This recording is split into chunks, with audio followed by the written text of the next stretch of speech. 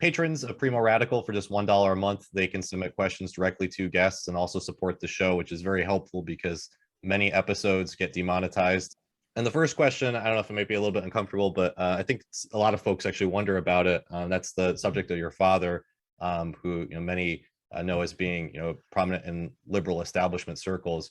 I've always just kind of wondered too, like Thanksgiving dinners and whatnot. Do you guys have like uncomfortable political conversations, or do you guys just like not talk about politics? Well, I would just ask everyone out watching right now, like, do you agree with your parents on everything? And if you do, like, you're a young person, what's wrong with you? Um, it's like, and then you have people whose parents like change the locks on them because they just have bad parents. But I was always encouraged to kind of question everything. We obviously, part company on what the Democratic Party means. I mean, he really believes in the Democratic Party and defeating the Republicans. And for me, I've gone a different path, but it doesn't mean that every Thanksgiving dinner is a food fight. And he also has a kind of a trajectory from alternative media. He was part of the first generation of alternative media, post 60s reporters. He edited a book alongside Philip Agee, the CIA whistleblower, called Government by Gunplay, on various assassinations. He wrote a chapter on the assassination of Fred Hampton. He was involved in the struggle in the 60s. So he gets what's going on the left and what it is.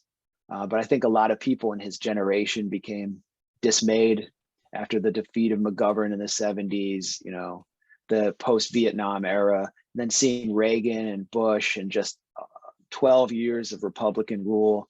The Reagan Revolution is still with us. So I mean, I understand the mentality of that generation, but I became frustrated just seeing, decades of neoliberalism follow, particularly the Obama era. And I think a lot of people watching this who are my age can identify with that. He was also attacked harshly for defending my views on Palestine. A lot of the Clinton emails that came out showed him trying to, advocate for a better policy when she was in the State Department on Israel-Palestine. So I think there's a lot of, you're talking about a complicated figure, and I am too.